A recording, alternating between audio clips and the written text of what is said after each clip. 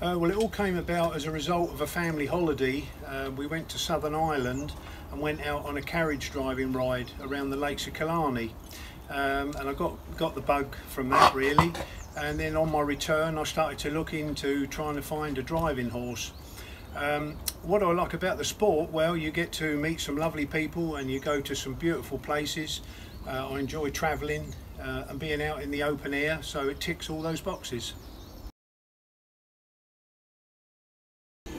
Well, the indoor carriage driving events that I organise throughout the winter are very, very popular from people really aged 8 to 80 and for all levels, from Shetland to Shire, and that's one growth area in the sport of carriage driving. It's so accessible, it's affordable, it's a one-day event with a small dressage, some obstacles and cones, and it really is the main growth area of our sport. Well, I suppose that's the beauty of indoor carriage driving. You can go from a small Shetland pony right up to Shires we have that come to the events. Equipment wise, again, we have little two-wheel carriages with a set of webbing harness which is quite cheap to buy, and you can get started quite easily. That's really what makes it accessible and fun to compete.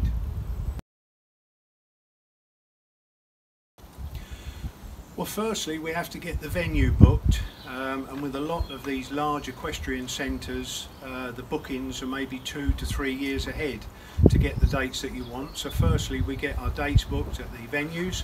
The next thing is to organise your judges and stewards. I'm very lucky that we have a good group of people that come along regularly to help us. And then really it's organising the competitors. We try and have a can-do attitude rather than a can't-do attitude.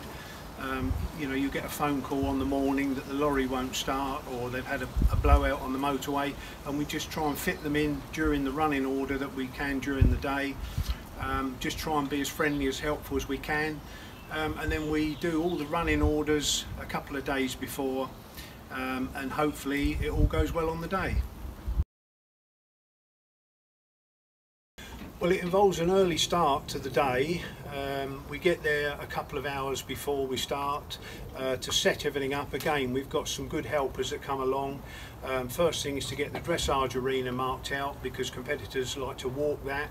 Then the cones course, which again competitors like to walk before they have to drive it. And just basically get everything set up, get the office set up, the scoring system set up as quickly as we can. And so we're very reliant on a good group of helpers.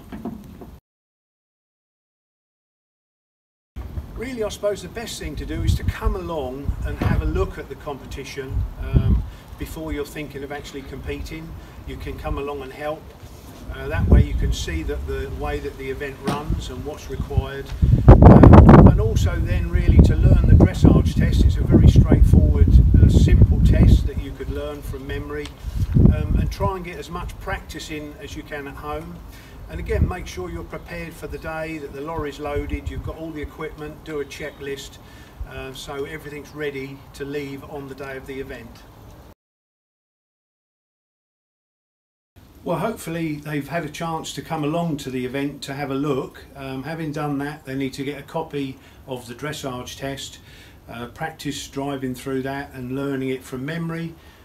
Get some cones and set them to the correct width, get used to driving through cones, and ultimately, if they can, set a small obstacle up and get used to travelling through canter obviously with a groom on the back.